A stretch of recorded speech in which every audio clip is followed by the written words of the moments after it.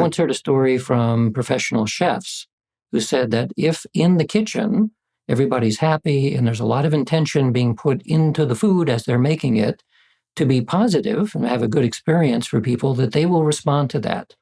And they don't know what's going on in the kitchen, but from the chef's experience, they find that if people in the kitchen are angry that day and they're not feeling so good, then somehow the response of the customers is not so good either. So you say, okay, what's the mundane explanation for that? Well, maybe if they're not feeling so good, they're just not being very careful in the way that they prepare the food. So that could be one explanation.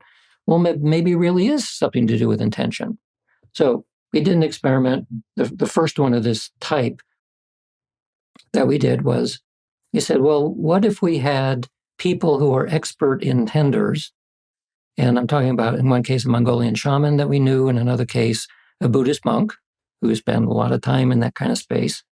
We asked them to take little pieces of dark gourmet chocolate, little pastilles, and then separate it into two batches. One batch they would imprint with their intention, that anybody who ate this would have an improvement in their mood. And then we had the identical pieces, pastilles that were not intended. Then we did a double-blind experiment. So the double-blind means that we recruited a whole bunch of people. We gave some of them the treated chocolate or the blessed chocolate, and some got the controlled chocolate. By virtue of the way the experiment is designed, you tell people that you might be getting treated chocolate and you might get in control. We don't know, because the person who's giving it to you was blind to which kind of chocolate there was. And so were the subjects. They were blind too. So normal biases are taken care of in that way. So you give them the chocolate, you tell them over the course of the next week, 2 days of the week, and we told them which days, at 10 o'clock in the morning and 3 o'clock in the afternoon, you must eat a certain number of these pastilles. And at the end of the day, you record your mood using a standardized mood reporting questionnaire. So this was over the course. High conformity to a study where your main job is to eat chocolate. Well, not a lot of people dropping out of that study. Well, not only that, but normally when we do a clinical trial, it is really hard to get people to sign up for it. We had people breaking down the door. Just give me chocolate. Yeah. They're like, wait. I get to either eat blessed chocolate or just eat chocolate? Yeah. That's what you're asking me to do? Yeah. I'm in. Yeah. Gourmet brand dark chocolate for free. Except that you had to fill out your mood scale every day over the course of a week. The 3 middle days of the week is when you would have to eat the chocolate. So both conditions are about as similar as we can possibly make it. We even we had them take a personality test to record their degree of neuroticism using the so-called Big Five scale. Neuroticism is important because mood fluctuates more in people who tend to be more neurotic. So we wanted to control for that as well. We also did all of this in the San Francisco Bay Area so that during that 1 week, the weather would be the same for everybody, because weather is also a factor that will push mood around. So we tried to control so that the controls and the treated people were under the same conditions. So we did that experiment, and the end result showed that there was a statistically significant difference for the people getting the treated chocolate in the direction that we'd predicted. They had better mood under double-blind conditions. So a colleague of mine, so we published that. So a colleague of mine in Taiwan said, can we try to replicate that with a much larger group of people? And I said, sure. Do people in Taiwan eat chocolate? Well, some of them do, but more often they would drink tea. So we said, okay, let's make a gigantic batch of oolong tea, separate it into 2 bins, put them in little tiny bottles, and recruit 100 people in each of the 2 conditions. 3 Buddhist monks at a temple imprinted the blessed tea so that it would improve their mood. And they did the same kind of experimental design and got the same results. Statistically significant results of improved mood in the people getting the blessed tea under double-blind conditions. Now, in that case, we also asked people afterwards, before we told them what kind of tea they got, what do you think you got? Do you think you got the blessed tea, or do you think you got the other tea? Just to gauge their expectation. And we found something interesting. We found that if they got the blessed tea, and they believed that they got the blessed tea, they got a monstrously big positive change in their mood. So you can say, okay, it's a combination of placebo maybe plus something else. But then we asked the people who got the blessed tea but did not believe that they got the blessed tea, they showed no effect at all. So as you were mentioning before, your belief strongly modulates what amounts to a magical effect. And there are many other experiments in the domain of parapsychology that have looked at how belief on an individual basis modulates whether or not you see these effects. You also had mentioned that if you're in a context where you have complete and absolute belief in something, which is kind of unusual, especially for something exotic, the effects can be monstrous. But it's very, very difficult for us in the modern world to gain that level of belief in something. You always have a little doubt saying, well, I don't know if this is real. Sure. That doesn't necessarily squash the effect, but it does lower it quite a bit. Right. Well, so there's something else you talked about in the book, which I thought was great, which is it's bringing back this concept of saying grace. But doing this, if you did this from a magical principle where you're actually legitimately blessing the food, and in this, you don't have to be a Buddhist monk or a Mongolian shaman to do this, just understanding that in this idea that we all have the capability to offer blessings. We all have the capability of practicing certain forms of magic, and the act of blessing your food will actually change what actually happens internally as you ingest the food. And there's been studies on this done. I wrote about one of these studies in my book, Own the Day, which was they had 2 milkshakes, and they told a group that, well, they had 1 milkshake, sorry. So they had 1 milkshake, double-blind study. We had 1 milkshake.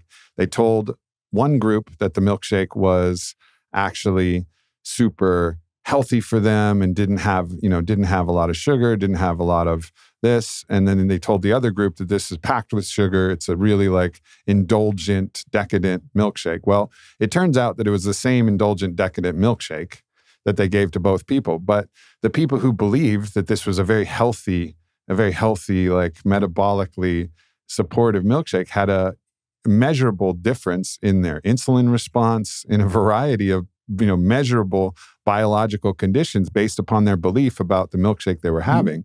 And I think we see this phenomenon played out is as soon as you think that gluten is going to be, the internal devil that's going to wreak havoc all over your whole body, well, sure as hell, gluten's going to do it. Where you find somebody in Italy that's like, give me the pizza, give me the pasta, let's go. This is part of our culture. We love it. And it doesn't have the same effect. And I think people are overlooking, it's not that gluten isn't a real thing and gluten can't affect things like inflammation. Of course it can, but the belief about gluten can actually really start to fundamentally shift what you're thinking. So this idea of blessing even the pizza or blessing even the bread, and then instead of thinking of it as poison, but thinking of it as this is nourishment from the land, and imagining the sun that's caused the crops to grow and the water that's come through, and all of that really does make a difference. So it's kind of the invitation is to bring these practices back in ourselves.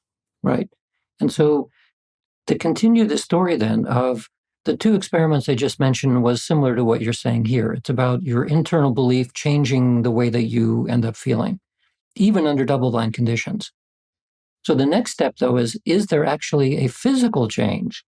Did the chocolate chemistry change, or did the tea change in somehow molecularly? So we did another experiment where the target was, again, the Buddhist monks blessing water, which was used to grow plants and to see whether the plants had changed. Again, double-blind conditions where the technician who was growing the plants had no idea what kind of water they were using. Monstrously strong results there with better growth with the blessed water than with the not blessed water. And then we replicated that again using stem cells as the target and used the water to make the growth medium of the stem cells. So it's not only that you had internally changed because the mind-body connection is so strong, but it goes beyond the body into objectively measurable effects outside, which now starts to look a little bit more interesting. Now we're moving slowly towards an aerokinetic effect, or St. Joseph levitating.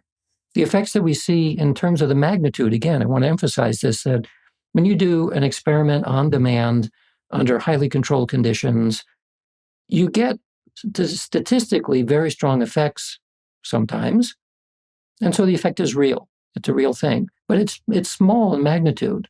We're not levitating pieces of chocolate, and it's nothing like that. But we're seeing real effects that happen. The plants really are different in size. But that gives us very high confidence that the kinds of effects that we hear, like of the story of your sister, yeah, that could happen under the right conditions, under the right context, the set and setting, all of the motivation, whatever, Right. all of that. It says in principle, that kind of effect can be real. And so this kind of this, it's just an outlier of in the same phenomenological field, which has been reified, which has been the phenomenological field has been made real, and this is just an outlier of this particular case on this particular day was far beyond what you would ever expect. And that not just an outlier, because sometimes that is taken, at least within statistics, as a mistake, right? It's a fluke, it's an error. Well, in this case, it's not error. It is not even an outlier in that sense. It actually is a real phenomena. It's just much, much bigger than we generally will see. Because to do that kind of a thing on demand is very rare. Yeah. You mentioned to speak to this, you did a meta-analysis on Rupert Sheldrake's kind of famous experiment about whether someone could detect whether someone was looking at them, someone was observing them. And what you showed, and I'll let you talk about the statistical significance of it, but you were saying that basically 54%, if I remember roughly, of the people could actually detect when someone was looking at them or when someone was not. But with the actual size, when you did the meta-analysis, it was like 34,000 different people who'd been through this, if I recall the numbers correctly. Then all of a sudden that 54%, which is very small, you would expect 50%, 50-50, you either would or you wouldn't if it was pure chance. But that extra 4% is actually meaningful when you have a size that big and actually goes beyond statistical significance. Yeah, in the business, we say that the result of a 4% shift above chance, when you have tens of thousands of subjects, is a gazillion to one odds against chance. I mean, it's such a large number that it's basically meaningless at that point. You say, yes, we have extremely high confidence that this is a real effect. So I think I also talked about in Real Magic, we in our laboratory, we took the next step. What Rupert had done was generally working with students and generally in the same room or sometimes through a window somewhere else. We did experiments where we'd very strictly isolate people in two different locations and used a one-way video system for the person being stared at. So you're sitting in a room and we wire you up to look at your physiology.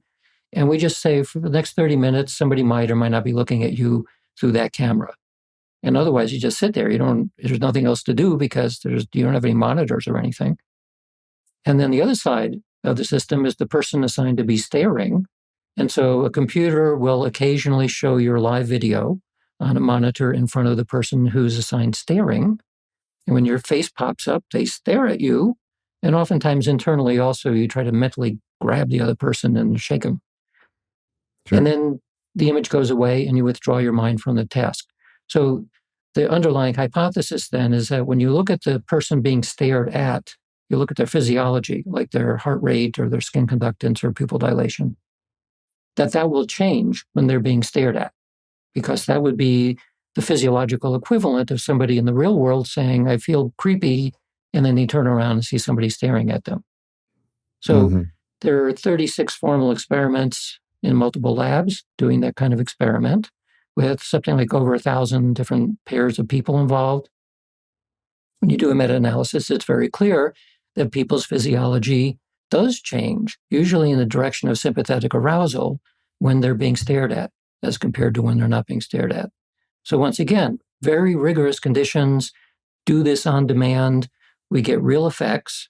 They're not as strong as what you'd see in the real world, outside of the laboratory, but they're real. So again, we can say in principle, we know that kind of effect is actually real.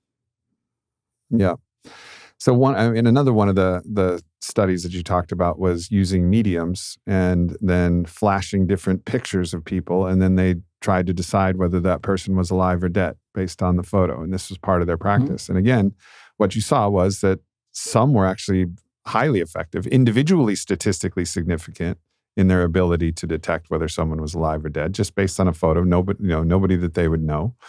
And some were obviously, it seems like, not as skilled, or they had an off day or something like that. But overall, again, as a conglomerate, in the aggregate, you once again showed statistical significance in that phenomenon as well, right? Yeah. And once again, that was driven by what mediums tell us about their experience.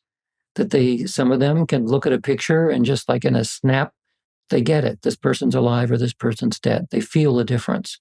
So we made this experiment to test that report. And not too surprisingly, some people are really, really good at that, and some are not so good. The other thing that we do, given that it's an experiment, is we selected photographs of people, all of which were taken kind of the same way. And in that particular experiment, we've done it several times now, but as one example, we used pictures of police who had died in various ways. And this was a memorial site online, so it was a public site. So we took each picture, and then we had to adjust the picture so that the faces we knew direction of the face, we knew whether they were looking to the left or the right, something about where their eyes are looking, whether they were smiling or not. So all of these things were all balanced across the domain of, we knew that half of the pictures of people were alive and half of them, they were no longer alive. And even under those conditions, which again, we were blinding the medium as to whether this person's alive or dead, they're still able to do that task.